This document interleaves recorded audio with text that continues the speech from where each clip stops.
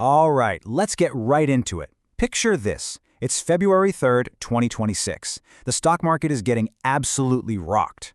But this isn't because of a bank failure or some big geopolitical crisis. Nope. It was a software update, a single AI tool that sent massive shockwaves through the financial world. So how on earth did one little tech announcement trigger a multi-billion-dollar panic? Well, that's what we're here to figure out. $285 billion. That's the staggering amount of value that was just wiped out from the software and financial services sectors. And get this, it happened in a single day. Poof, gone. All because investors were suddenly forced to rethink what was safe in this new age of AI. And this chart really shows you the carnage. I mean, these aren't some fly-by-night startups. These are absolute giants in the legal and data world. RelX, the owner of LexisNexis, they saw their biggest one-day drop since 1988. And Thomson Reuters, Wolters Kluwer, they got slammed with huge double-digit losses too. The market was in a full-blown, no-holds-barred panic. Which, of course, brings us to the big question. What was so special, so threatening about this one AI tool that it could make these established, profitable companies bleed value so fast? That's the mystery we're going to unravel right now. Okay, first, let's really get a grip on the full scale of this shockwave. We need to see exactly who got hit and just how bad it was. It's kind of crazy how what seemed like a routine tech update just spiraled into total market chaos. Yeah, the damage was not contained. LegalZoom.com got absolutely hammered, dropping almost 20%. And the fear spread beyond just legal tech. Look at the London Stock Exchange Group, down over 8%. This wasn't a precision strike, it was more like a contagion of fear spreading across the whole sector. So, who was the culprit behind all this? It's time to meet the AI tool at the very center of the storm.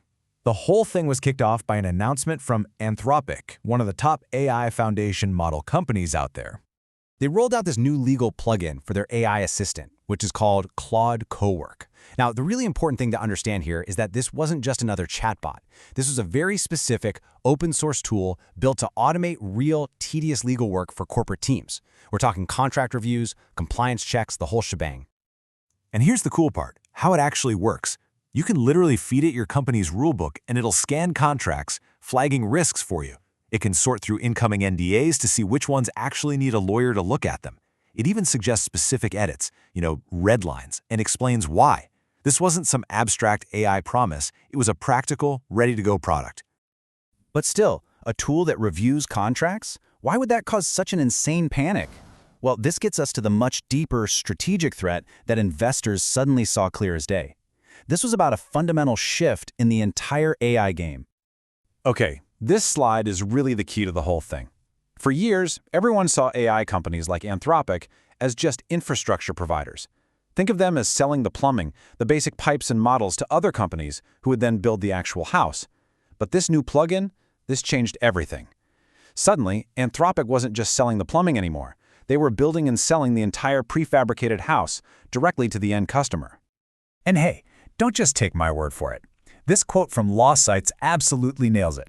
This was the moment a foundation model company stopped being just a supplier and became a direct competitor to the very same businesses that were buying their stuff. They were essentially cutting out the middleman. And that is why investors freaked out. The big fear is that the money follows the workflow. If the AI company owns the entire process, the interface where the actual work gets done, then they're in the perfect spot to capture the customer's entire budget. The value could just shift right out from under the established software companies and flow directly to the AI platform instead. But you have to ask, was this massive sell-off really justified? Or was it just a classic market overreaction? Let's take a second and explore the other side of the coin. Do these big, established companies actually still have a fighting chance? All for sure. You can't just write these guys off. These legacy companies have some serious advantages, a real defensive moat that a pure AI model can't just cross overnight. We're talking about massive, high-quality data sets that they own, decades of trust and top-notch security. And maybe most crucial of all, they offer real subject matter expertise and the ability to cite sources, which, as we know, is a huge weakness for a lot of AI systems. I love this comment from a Reddit user in the legal tech community. It just perfectly captures the new reality.